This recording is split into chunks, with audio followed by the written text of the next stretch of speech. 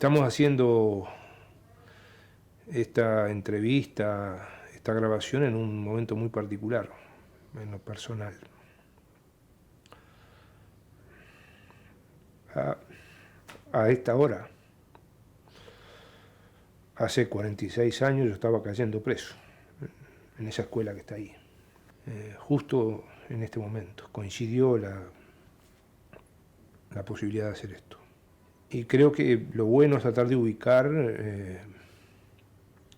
esos tiempos, por qué pasaban en Uruguay en esos tiempos esas cosas.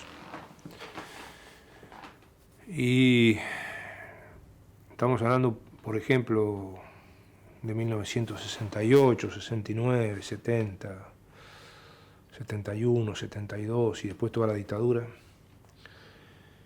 Y estábamos también en otro mundo. Y eso del otro mundo incidía en cada uno de nosotros, o sea, nosotros somos de la opinión de que cada uno es lo que es y las circunstancias. Cada ser humano depende de las circunstancias en las cuales se desarrolla. Y qué pasaba en el mundo que, por ejemplo, a nosotros nos influyó para hacer determinadas cosas en la vida, para luchar por determinadas cosas en la vida. Y pasaban cosas que mataban a los Kennedy, que mataban a Luther King, que se mataba salvajemente a los negros en Estados Unidos, que teníamos países colonizados y esclavizados en África y en América Latina. Eran comunes las invasiones de Estados Unidos en América Latina. Invadían los países como dueños. Y esas cosas, lo que pasó en Francia, cuando los estudiantes franceses, pero no solamente los estudiantes, o sea, en el Mayo francés, que ahora son 50 años, se produjo la huelga más grande del mundo occidental, de los trabajadores franceses, con cerca de 9 millones de personas en huelga. Y Francia a su vez venía de pasar algo que el mundo todavía tiene deudas, que es la guerra argelina, de colonización y de masacre. O lo que pasaba en otras partes del mundo, porque se había producido la Revolución Cubana, Fidel Castro y el Che Guevara visitaban Uruguay y Punta del Este. Pero también acá pasaban cosas muy concretas en Uruguay, que nos movían. Yo, por ejemplo, me crié en una familia donde mi padre tenía un club colorado en la casa. Yo a los 15 años era el secretario de actas del Club Colorado. Mi padre era un comerciante muy humilde, que a veces hacía algún trabajo de carpintería, que se había fundido con una carpintería en Montevideo y con un boliche, y nos fuimos a Salinas en 1956, cuando todavía no estaba hecha la interbalnearia. Y él era colorado, y mi madre me hacía los cuentos de la familia que la había criado en San José, que la había sacado del Consejo del Niño, y del hombre de esa familia, del jefe de familia, ella había aprendido que en Uruguay había gente que pensaba en el socialismo. Pero eso no se podía decir en San José, donde ella se había criado, porque San José era y sigue siendo un departamento muy dominado por el Partido Nacional. Pero en esa época, por ejemplo, yo me acuerdo de ver, siendo un muchacho, cómo la policía, los militares iban a buscar a los bancarios que vivían en Salinas, trabajaban en Montevideo y estaban en la huelga bancaria y le iban a buscar a sus casas. O lo que significaba cuando era estudiante de magisterio, allá por el 69, la huelga de los frigoríficos del Cerro. O la marcha de los cañeros desde Bella Unión. Y eso se producía porque, por ejemplo,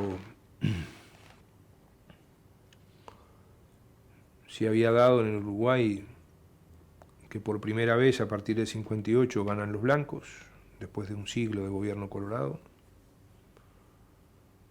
donde incluso hubo amenazas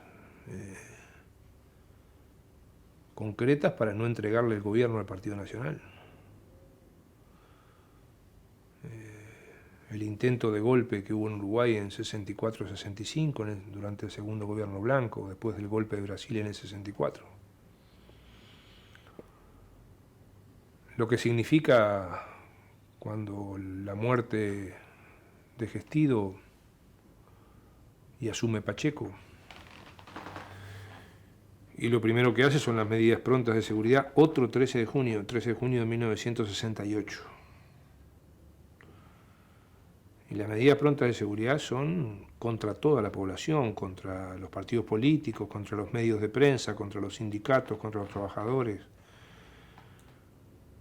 con lo que significa la censura de la prensa, la clausura, la represión a los trabajadores, a los estudiantes.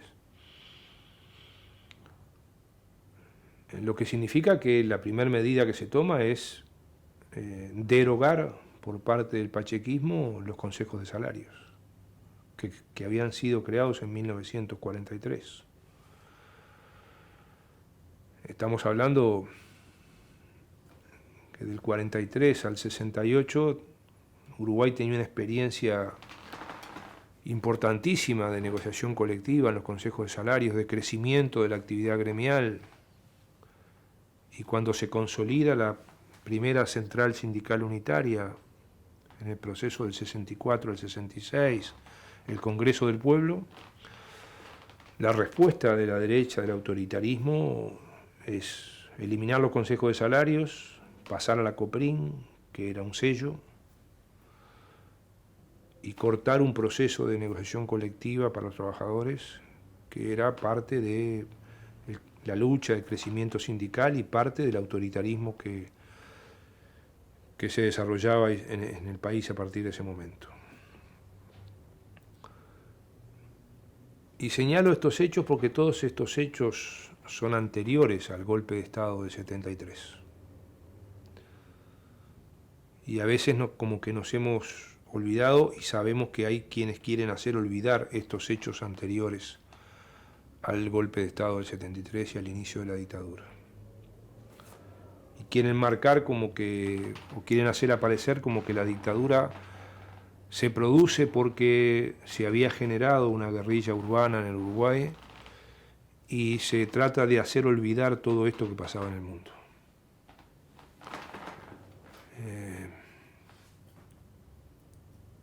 ¿Cómo para nosotros era importante en Uruguay la guerra de Vietnam o la guerra de Corea o lo que estaba pasando en América Latina?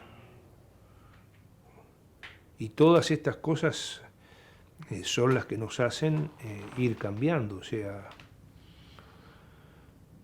en Canelones gobernó durante muchos años Tabaré Hackenbruch. Yo podría describir ahora, podría dibujarlo si tuviera esa habilidad, una reunión con mi padre, con Tabaré Hackenbruch en mi casa, en el boliche, que tengo una foto ahí, donde por allá por el año 68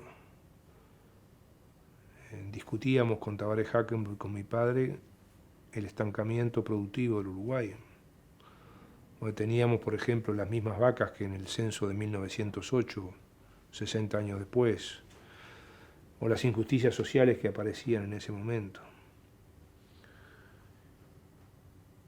O cuando discutíamos con mi padre la importancia de la paz, lo que estaba pasando en Europa, que no era solo el Mayo francés, o lo que significaba la Unión Soviética, o lo que significaba las revoluciones independentistas en África o en la propia América Latina, o cómo en América Latina se asesinaban presidentes electos por la población en diversos países, lo que da el origen a la guerrilla en Colombia, u otros asesinatos de presidentes latinoamericanos y invasiones de Estados Unidos a esos países. Entonces, en ese contexto es que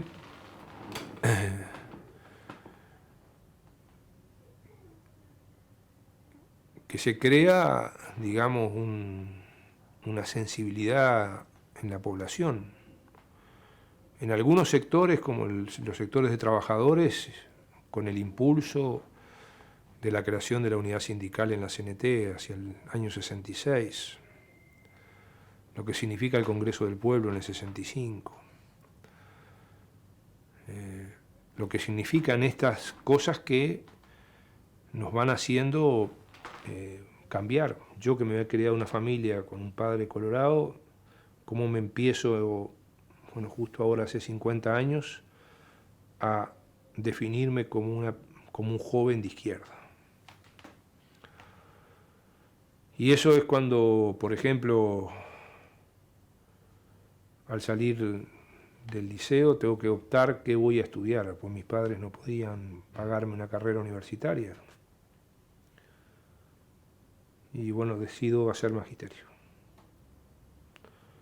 Y en magisterio tengo la suerte, he tenido mucha suerte en mi vida, de tener excelentes profesores, como Reina Reyes, como Rubén Yáñez, como Paco Espínola, como los Weinstein en sociología, en particular la señora, como tanta otra gente que ayudó en esa época también a pensar el Uruguay. Y ahí vamos estudiando y aprendiendo y empezando a hacer algunas cosas. Yo me empiezo a definir como hombre de izquierda justo hace 50 años, en 1968. Y señalo esto porque, por ejemplo, yo en el 67 no hacía paros todavía en magisterio cuando lo sabía. Pero en el 68 ya pasamos a ser, empezamos a ser gente más convencida de la necesidad de los cambios, de la justicia social, de la igualdad. Y ese tipo de cosas es producto de todas esas circunstancias. Yo creo que Uruguay tiene además toda una historia muy internacionalista. Todavía hoy algunos diarios del Uruguay, en la página 2 y en la página 3, se dedican a noticias internacionales. Para nosotros en esa época estaba muy fresca que había uruguayos que habían ido a pelear por la República Española contra el franquismo. Estaba muy fresca la experiencia de los uruguayos a favor de los aliados en la Segunda Guerra Mundial. Mi padre, siendo colorado, se había inscripto voluntariamente para ir a pelear con los aliados en contra del nazismo. Pese a ser un hombre que después terminó siendo pachequista. Pero digo esto para ubicarnos en los tiempos.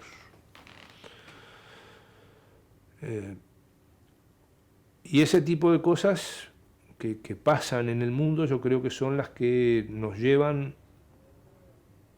a estudiantes, a trabajadores, a intelectuales, a resistir primero el autoritarismo, particularmente centrado en el pachequismo, con una alianza también de la derecha del Partido Nacional, y empezar a luchar. Y a veces la lucha era luchar por boleto estudiantil. Eso que hoy es una realidad nacional, bueno, fue el origen de muchos de nosotros. Yo recuerdo que en las luchas de magisterio era boleto estudiantil, comedor y tercer turno, o sea, porque había un turno nocturno donde pudiéramos estudiar si trabajáramos. Yo, por ejemplo, empecé a trabajar, además de haber trabajado antes en el boliche ayudando a los viejos, a los 17 años empecé a hacer suplencia en la escuela siendo estudiante de magisterio, en la escuela de Salinas, la propia escuela donde había ido. Porque en esa época faltaban maestros. Y ahí se empieza a hacer otra experiencia muy interesante, además de esa en lo personal, que es la creación de los liceos populares. Yo creo que todavía se le debe un reconocimiento, porque la Constitución del 67 genera la enseñanza media obligatoria, pero la educación pública no tenía cómo cumplirla. Y entonces empiezan a generar un movimiento de liceos populares. A mí me toca ser casi que fundador del Liceo de Atlántida como alumno y fundador del Liceo Popular de Salinas como atrevido docente. Y me toca participar ya estaba funcionando el Liceo de Villa García, en el límite de Montevideo y Canelones, en la escuela de Villa García. Otra experiencia, tengo por allí el recuerdo de Martínez Matonte, que yo creo que también todavía tenemos deudas con esa experiencia de Villa García. En una escuela integral, comunitaria, donde se integraba primaria, secundaria, la UTU, el barrio, la chacra. Y ese tipo de cuestiones de la creación de los liceos populares, que eran liceos donde quienes hacíamos de docentes no cobrábamos, pero que el objetivo era hacer liceos públicos, que eran hechos por privados, que éramos los vecinos, los docentes, para que después fueran liceos públicos habilitados por secundaria. Y si, bueno, sé que se hizo en Las Piedras, se hizo en Villa García, donde, reitero, ahí también participé como docente, mientras estudiaba magisterio y luego recibido, en Salinas, creando el liceo donde hoy está la sede de la UTI, ahí en la entrada de la Interbalnearia y Avenida Julieta. El de Atlántida, en el local que creo que hoy es de UTU, que se funda, y ahí lo hago como alumno. Y esas experiencias eran experiencias sociales, donde participaba gente de las más diversas ideas, pero eran construcciones de la sociedad donde colectivamente se apuntaba hacia un mundo mejor. Hoy puede parecer impensable que los docentes dieran clases gratis y crearan un liceo público para que fuera luego habilitado y oficializado por las autoridades de secundaria. Y ahí se crearon una cantidad de liceos en Uruguay. Y esas creo que son experiencias que nos fueron marcando. O esas experiencias cuando veíamos los problemas, por ejemplo, como estudiantes de magisterio, y como estudiantes de magisterio creamos un grupo para hacer campamentos con los gurises del Consejo del Niño, para que los gurises del Consejo del Niño, lo que hoy es el INAU, pudieran salir a hacer algunos campamentos, porque estaban presos de alguna manera en instituciones en condiciones mucho peores que las de hoy. Y en tiempos donde la palabra menor era mala palabra. Pues menor era ya pensar que era infractor. Y ese tipo de cuestiones me parece que también a todos nos fueron haciendo, nos fueron construyendo. Todo ese proceso lleva hacia fines del 70 y principios del 71 a la creación del Frente Amplio. Esa maravillosa experiencia que hoy se imita o se pretende tomar como ejemplo en distintos países de América Latina y del mundo. O sea, hoy tenemos en América Latina varios partidos que se llaman Frente Amplio, inspirados en esta experiencia de Uruguay. Y allí, en época que no había celulares ni La única encuesta que se conocía era la de Gallup. Y no teníamos prensa, y no teníamos las posibilidades que hoy se tienen de luchar. Se conforma el Frente Amplio y la derecha no dudó en reaccionar. Tuvimos que, por ejemplo, la misma noche de las elecciones, salir corriendo para Atlántida, con todo el dolor que teníamos y las lágrimas, porque habían incendiado el Comité de Atlántida, la misma noche de las elecciones, conocidos los resultados. Y salir a proteger nuestros comités, salir a explicarle a la gente. Nosotros con nuestro dolor, con nuestra juventud. Porque eso sabíamos que esa derrota, o presentíamos que esa derrota iba a significar una escalada muy importante de la derecha.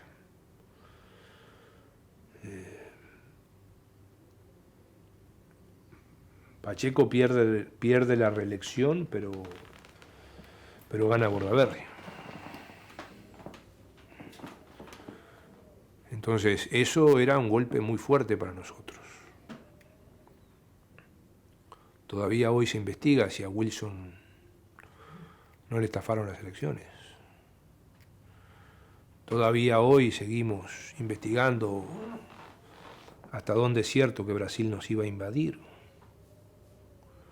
Si el Frente Amplio obtenía mejores resultados o si Wilson ganaba las elecciones. Y eso ya nos dábamos cuenta. Y esto era particularmente difícil en el interior. Alguien podrá decir, bueno, pero Salinas o Parque del Plata no eran el interior, eran muy cerca de Montevideo. Pero ya eso era interior. Y yo me imagino lo que sufrieron, lo viví, lo conversamos, los compañeros de Tacuarembó, de Salto, de Artigas o de Cerro Largo, de cualquier otro departamento del país que luchaban como nosotros por cambiar las cosas en situaciones aún más adversas. Como esos pequeños pueblos donde cuando se recontaban los votos había un solo voto del Frente Amplio y se sabía quién era. Y bueno, y esas cuestiones nos llevaron a hacer a algunos una recapitulación y a volver a pensar. Partiendo de la base que éramos gente, a diferencia de otras situaciones de América Latina, y yo creo que esa es otra característica muy importante de Uruguay. La gente del Frente Amplio en Uruguay, la gente izquierda en Uruguay, éramos gente común. Éramos trabajadores, estudiantes, docentes, intelectuales, gente de la universidad, de la cultura, del trabajo. Éramos gente común. Yo subrayo esto porque, por ejemplo, es cuando se compara una parte de esta historia, y reitero, solo una parte de esta historia, que es los movimientos guerrilleros. En América Latina hay movimientos guerrilleros que no tenían la composición social y política de Uruguay.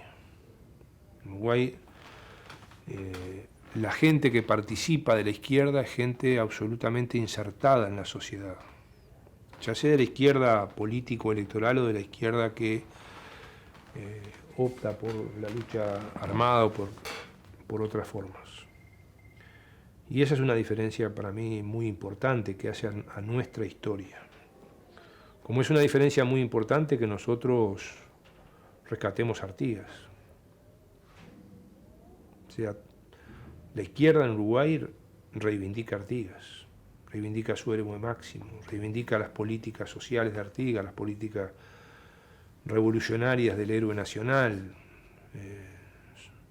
su primer tratado de libre comercio con los ingleses, la reforma agraria del reglamento de tierra de 1815, la democracia de las instrucciones del año 13.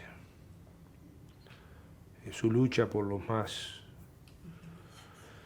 infelices, su lucha independentista, pero con una independencia con integración americana.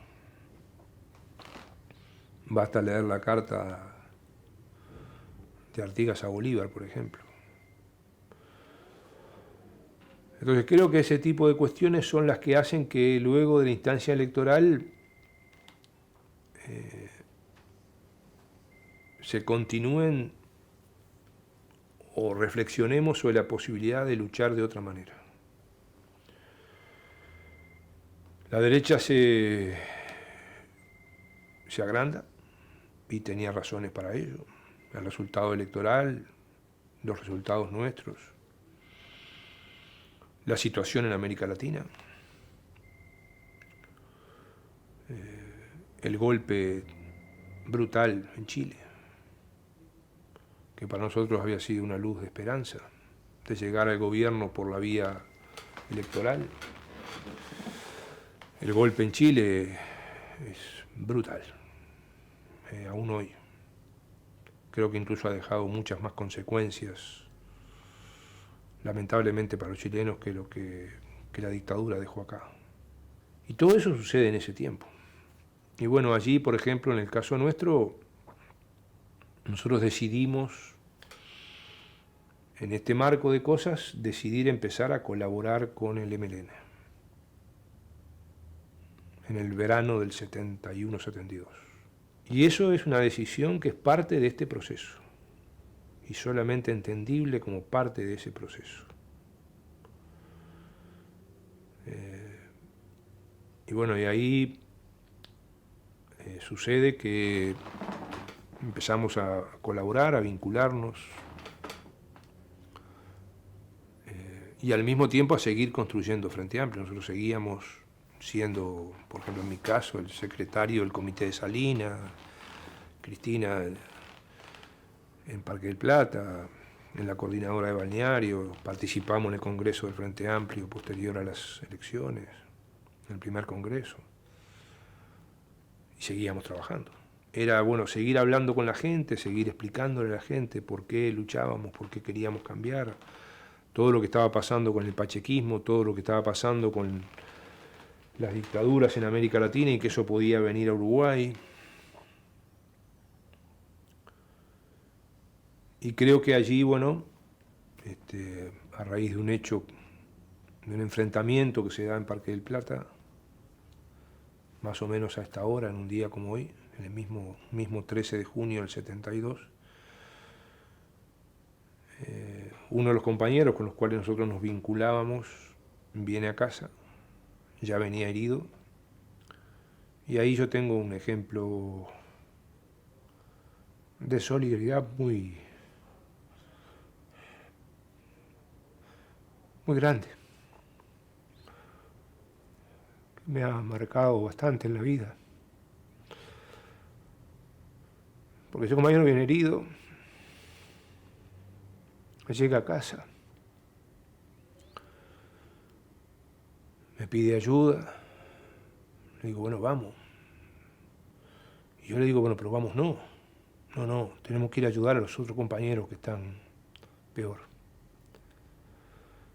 Y allá salimos a buscar otros compañeros que estaban en ese enfrentamiento, en una moto neta que yo tenía, con la cual iba a la escuela. Y bueno, ahí nos para la policía, en Parque Plata. Ahí a él le vuelven a pegar otro balazo al momento de bajarse de la moto. Y ahí la policía, que me conocía porque era de ahí, o sea, los hijos de la policía eran alumnos de Cristina en la escuela. Y ahí, bueno, habíamos acordado que yo dijera que él me había llevado obligado, y ahí la policía se lo carga a él, nuevamente herido, y se lo lleva. Y a mí me dejan ahí, y yo, bueno, vuelvo para casa, hablamos con Cristina, dijimos, bueno, vamos a tratar de hacer vida normal. Yo tenía escuela de tarde, fui a la escuela, Y bueno, y a la tarde me fueron a buscar a la escuela. Y ahí los gurises no entendían nada. Y desde ese entonces estuve después 5 años preso.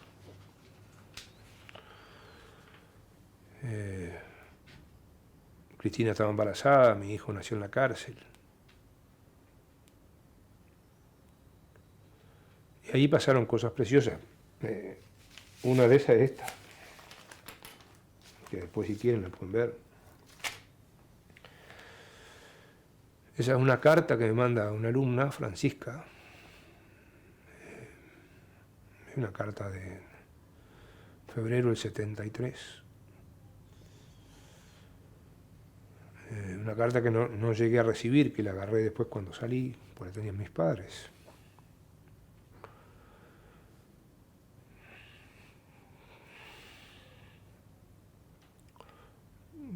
Los padres de Francisca eran un tambito, una chacrita.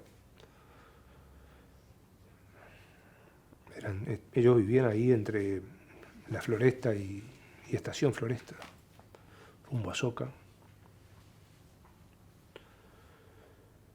Y por ejemplo iban de la Floresta a Salina en carro a llevarle leche y verdura a mis padres, para alimentar a mi hijo y para... Y esa era gente común. Yo hoy me sigo a veces viendo con Francisca.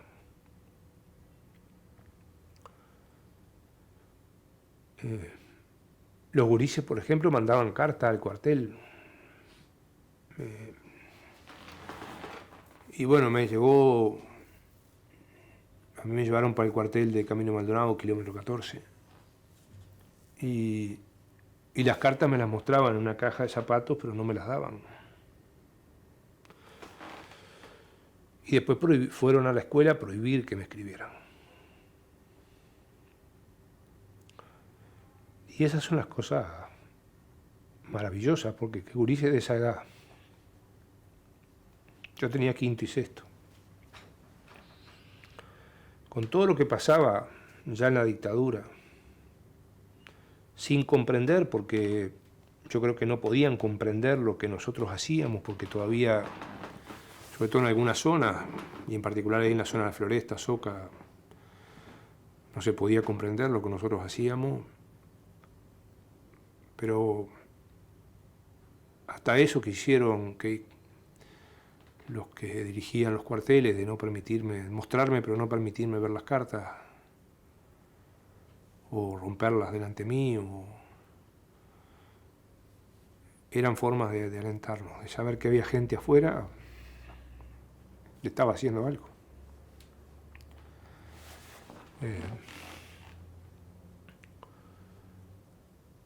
O lo que significaba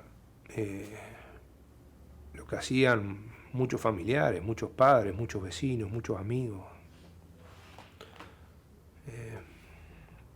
Mi hijo Daimán, que hoy tiene 45, nace el 30 de enero del 73.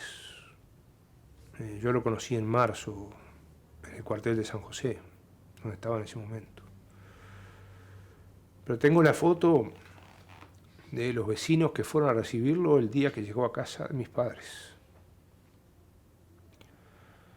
Que llegó de visita porque él se crió con Cristina 1 año y medio en la cárcel. Y esos vecinos, por ir a saludar a mi hijo, se estaban arriesgando. Pero esas yo creo que son las cosas maravillosas de este país. Como gente que, muchos de ellos seguramente eran blancos, colorados y muchos frente amplistas, eran capaces de ser solidarios arriesgando.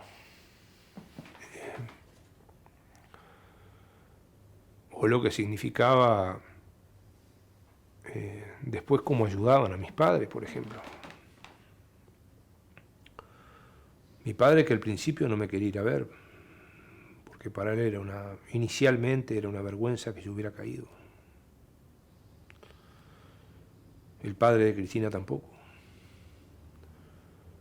Mi madre tenía que hacer en ómnibus de Salina, después que nació Daimán, ir en ómnibus a Montevideo a buscar a Daimán. Si Daimán no estaba sancionado o si Cristina no estaba sancionada, sacarlo, llevármelo a mí al penal de Libertad o a un cuartel, como fue a San José, por primera vez. Hacer todo eso en el día y en ómnibus y en determinado horario, y a veces hacer todo eso para no podernos ver, para no poder o sacar a Daimán y no poderme ver a mí porque yo estaba sancionado, o hacer eso, ir a verme a mí sin Daimán porque no lo habían dejado salir. Y yo creo que esas cosas que hicieron nuestra familia, los vecinos, los amigos, los compañeros, esas cosas creo que son las que dignifican a Uruguay. Gente que, por ejemplo, porque yo puedo pensar que a mí un tiempo está bien que me hubieran llevado preso. Pero ¿cómo se explica lo de Gutiérrez Ruiz, lo de Selmar Michelini, lo de Julio Castro, lo de que le hubiera pasado a Wilson, lo de Sereñi? O podemos contar anécdotas más de gente todavía más común. El soldado que terminaba preso contigo porque se negaba a torturar y terminaba preso junto contigo en el mismo calabozo. O el piloto de una avioneta que justo pasaba por Punta del Este cuando habían ido unos jóvenes comunistas a hacer una volanteada desde un edificio de Punta del Este en ocasión de una cumbre americana, y la dictadura creyó que el que había tirado los volantes era una avioneta que había pasado, el tipo no tenía nada que ver y también terminó preso, y por bastante tiempo. Unos compañeros que yo conocí que eran del PDC de Flores.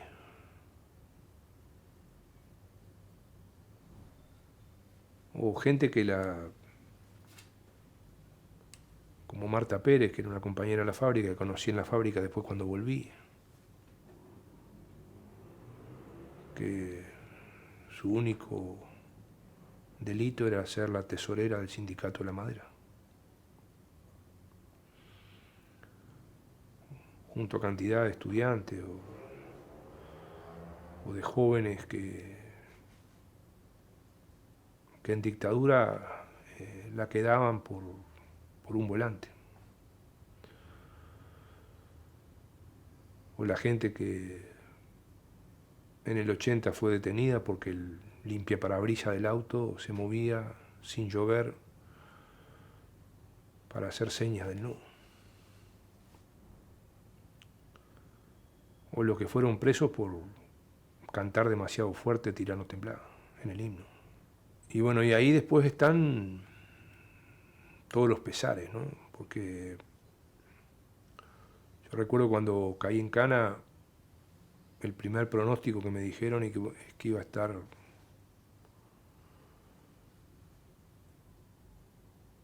por lo menos 3 meses, y creo que lloré como 3 días. Y después tuve 5 años. Y como el ser humano es capaz de tener eso que no sé si es eso que hoy se llama resiliencia, o que es de que va acumulando energías para ver cómo es capaz de sostener una vida digna en las peores condiciones. Y cómo esa resistencia a veces va marcando o vas haciendo lo que vas pudiendo en cada lugar. Recuerdo, por ejemplo, en el cuartel de San Ramón hicimos una huelga, los presos. Cuartel de San Ramón, estoy hablando de fines del 72. Habíamos un grupo de presos políticos allí ya. Y uno como va luchando por las pequeñas cosas que puede luchar. Entonces, nosotros partíamos de la base que ya habíamos sido torturados, de que ya habíamos sido interrogados, que ya habíamos sido algunos compañeros masacrados, algunos muertos. Bueno, entonces que ya era como que, bueno, pero ahora queremos estar presos. Pero no volver a la tortura, no volver a... Entonces, por ejemplo, ¿cómo se origina eso de la huelga en el cuartel de San Ramón? Bueno, habían empezado a dejar a salir a trabajar a la chacra del cuartel.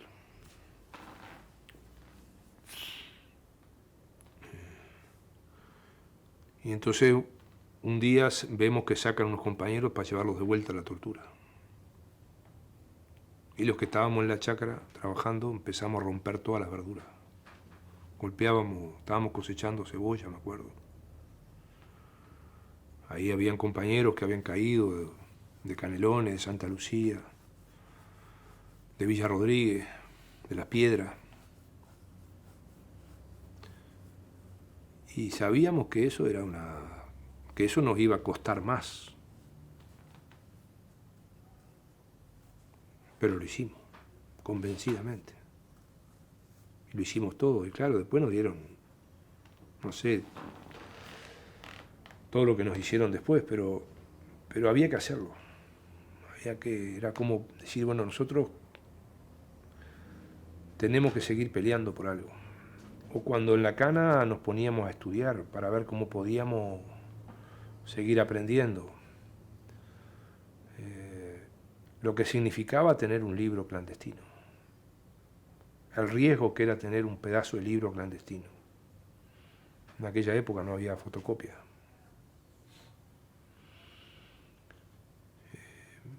Y un libro para seguir estudiando, para seguir aprendiendo.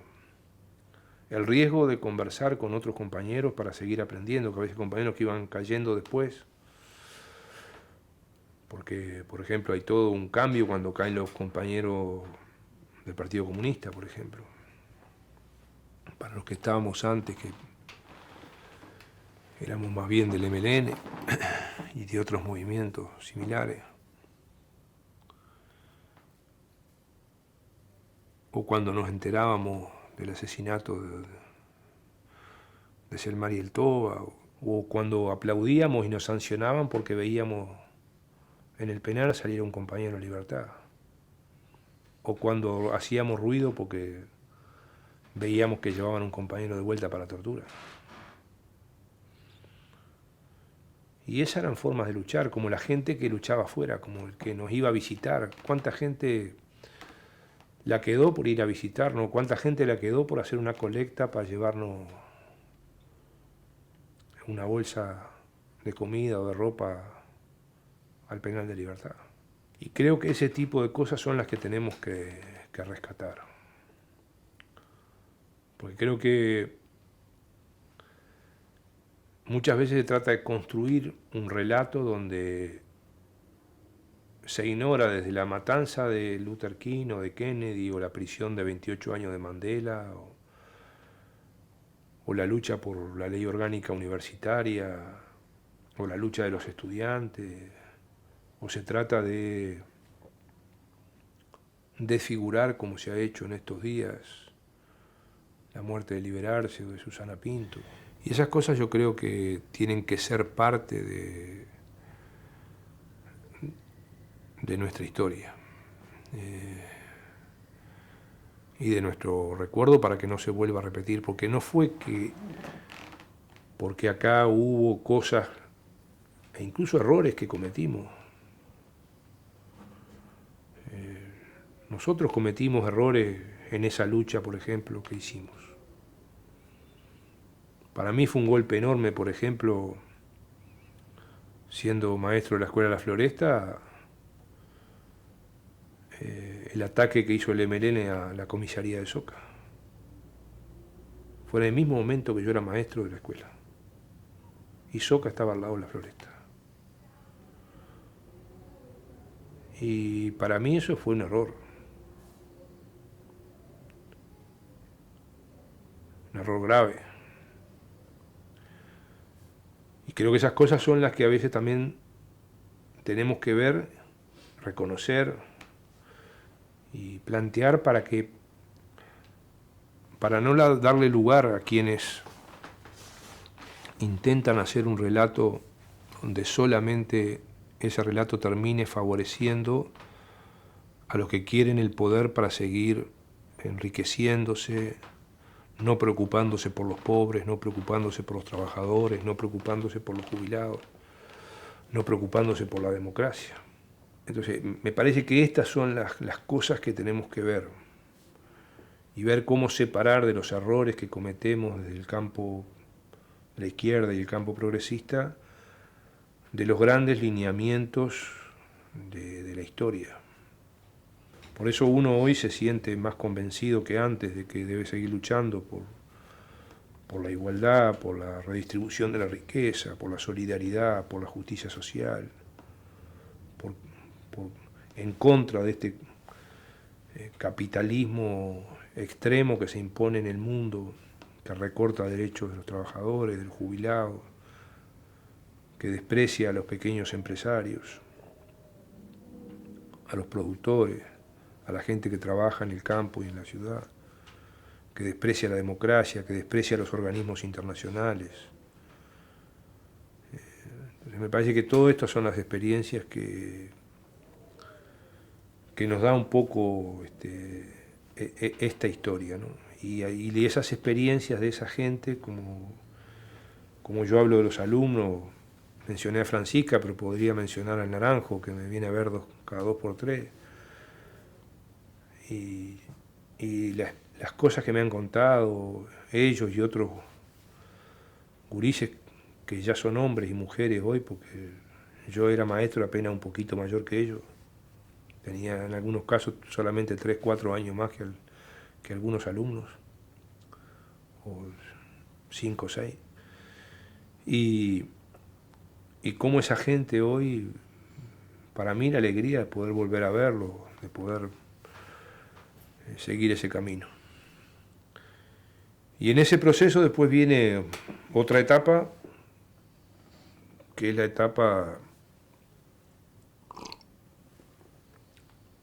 posterior a la cana. En la cana vemos una barra, compañeros, que en la conversación, en el diálogo, en las discusiones, en lo poco que sabíamos del mundo exterior, en el estudio de los libros, de aprender de otros compañeros que más sabían, que tenían más formación que nosotros. Habemos una barra de compañeros que decidimos iniciar un proceso que consistía prácticamente en 3 pilares, que era quedarnos en el Uruguay a la salida de la cana, salir a trabajar en fábricas o en lugares de trabajo importantes y luchar por la reconstrucción del movimiento sindical y acercarnos al Partido Comunista. Y eso, cuando salimos, yo salgo en el 77. Hacía pocos meses que habían matado a Michelini y a Gutiérrez Ruiz, que se había salvado apenas Wilson, Sereni preso. Y bueno, y salimos, y ahí voy a mencionar particularmente a 2 queridos compañeros que lamentablemente murieron, el gallego Mario García y el tuerto Mario Vidobono. Y éramos como un grupito que, bueno, ellos lograron empezar a trabajar en fábricas metalúrgicas y yo logré empezar a trabajar en una fábrica de madera. Ahí debo destacar también que la fábrica era propiedad de judíos que eran empresarios, que son empresarios, pero que sabían lo que había significado el nazismo, el holocausto, los campos de concentración. Y que al principio, cuando fui a pedir trabajo lo consigo por un compañero de escuela y de liceo, Javier La Rosa, que vive en Salinas. Y que lo voy a ver porque Javier había empezado a trabajar en una fábrica de parqué.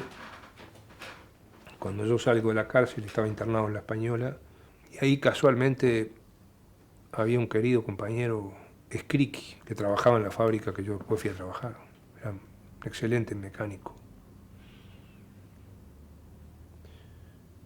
Y le cuento un poco la historia, y él me recomienda en la fábrica para que entrara a trabajar. Y ahí reconozco, bueno, en particular a sus dueños judíos y al capataz general, que también está fallecido, Alberto Baños, que sabiendo quién era, me dijo: yo no creo que usted aguante acá, pero le vamos a dar trabajo. Yo venía a trabajar a camino a París, Sarabia y Florencia desde Salinas. Me levantaba a las 4 de la mañana para entrar a las 7, podía tomar 2 ómnibus. Ahí se portó muy bien de nuevo otra querida persona, el escribano Eduardo Lay, que también vivía en Salinas y que había arriesgado porque hizo un invento con la famosa motoneta esta que les contaba yo, que para vender la motoneta yo tenía que firmar, él era escribano, yo tenía que firmar una autorización, y con eso logró ir a verme a lo que... Logró ir a verme para saber si vivía o si no vivía. Yo, acá lo que era la base, en Avenida Graciada. Y Lai después, él tenía algunas vinculaciones en COPSA. Esto yo se lo contaba a la gente de COPSA, al sindicato y a los dueños de la empresa. Me consigue un abono combinación que no había para poder ir desde Salinas a Camino Maldonado haciendo combinación en el empalme del aeropuerto.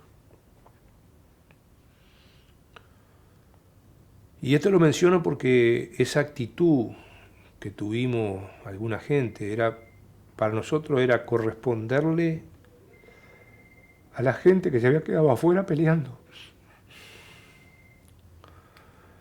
Y yo sé que hubo gente que se tuvo que ir, y gente que no podía conseguir trabajo.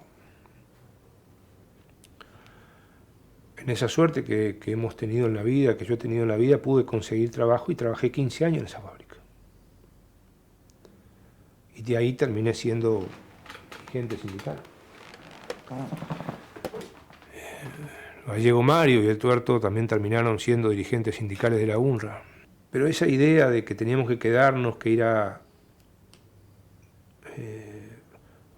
ayudar a reconstruir el movimiento sindical, la resistencia, a pelear por volver a la democracia, estando proscrito, porque yo, por ejemplo, yo no podía ser delegado sindical.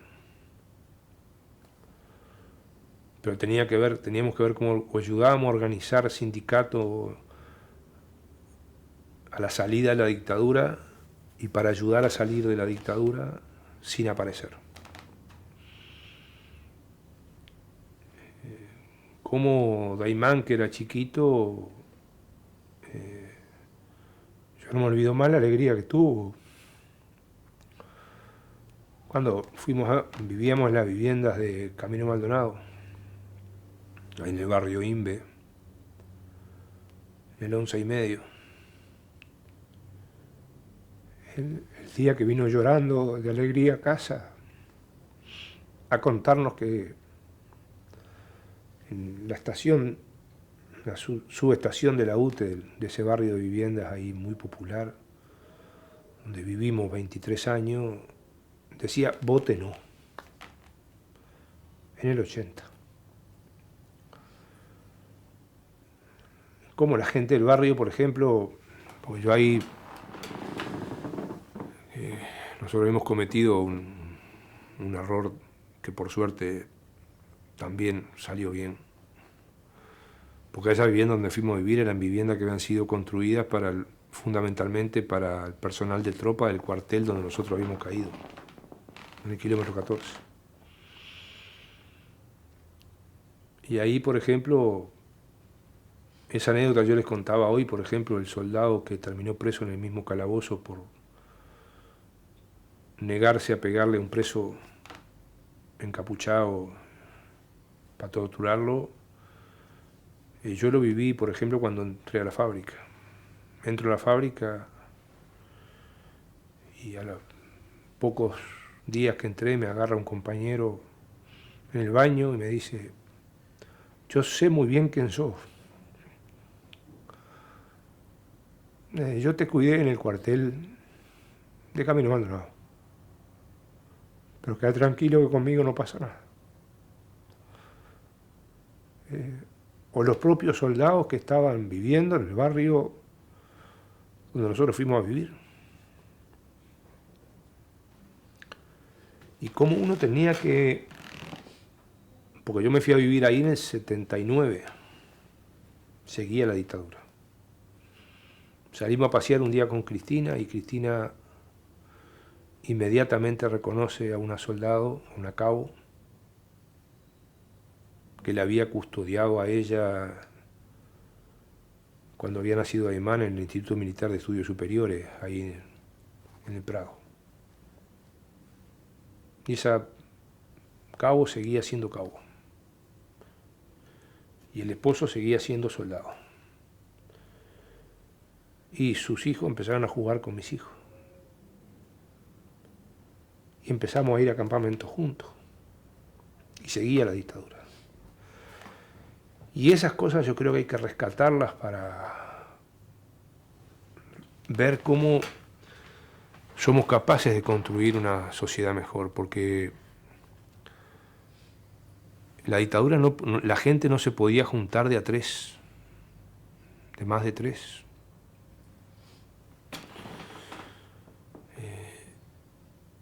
Pero la gente era capaz de hacer estas cosas.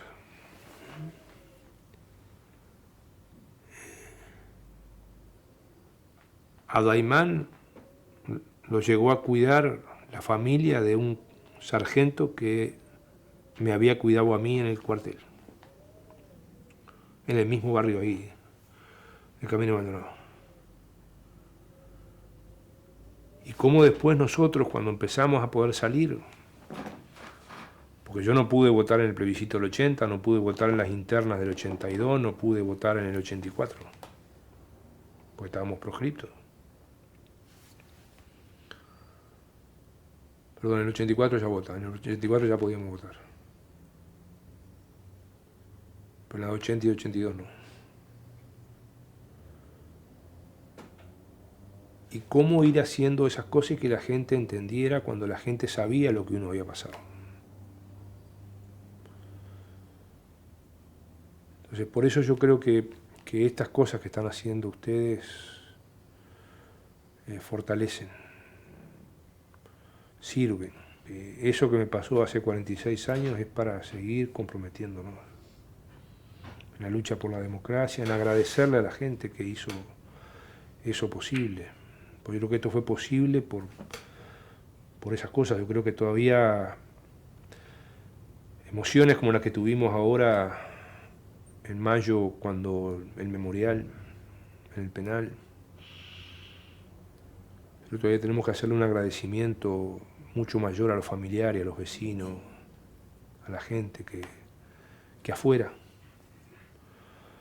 se jugó, una Belela Herrera, una Enrique Iglesias. Todo eso yo creo que realmente es motivo para reafirmar nuestro compromiso, para seguir mejorando, corrigiendo errores, para seguir avanzando.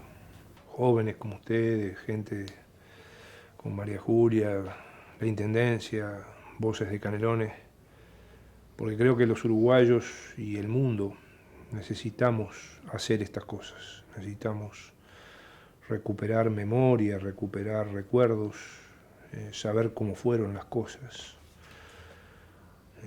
ir construyendo un relato histórico de lo que pasó en el Uruguay para que nunca más vuelva a pasar y para que eso nos sirva para seguir cambiando.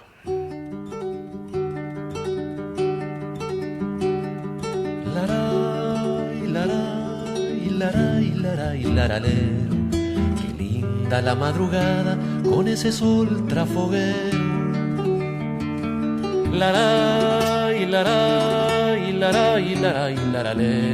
Qué linda la madrugada con ese sol trafoguero. Qué linda la madrugada con ese sol trafoguero. Cuando se haga llamarada va a alumbrar al mundo entero.